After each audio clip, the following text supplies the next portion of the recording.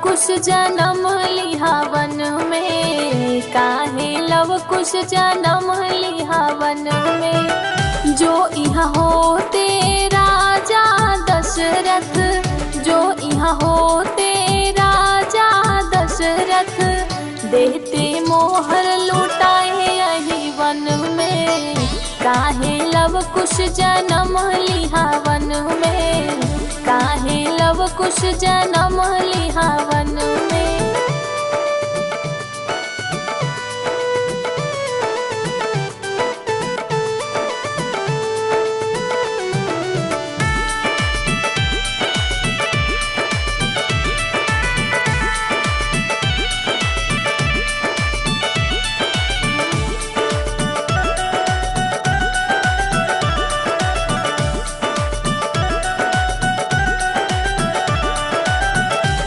यहाँ होती माता कौशल्या, जो यहाँ होती माता कौशल्या, देती चढ़ुआ चढ़ाए यही वन में, काहे लव कुश जन्म लिहा वन में, काहे लव कुश जन्म लिहा वन में।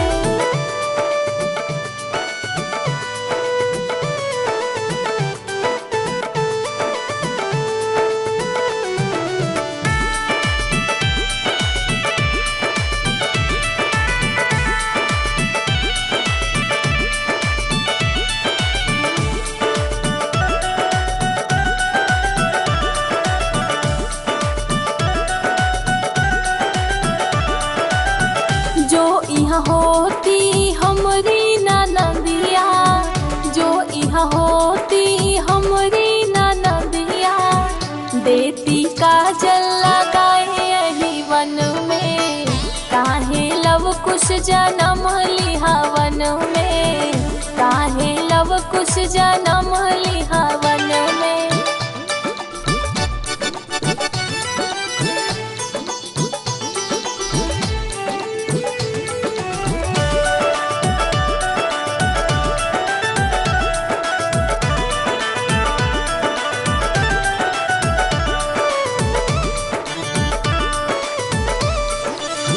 जो यहाँ होते लक्ष्मण भैया, जो यहाँ होते लक्ष्मण भैया, देते मुरली बजाए यही वन में, काहे लव कुश जन्म लिहा वन में, काहे लव कुश जन्म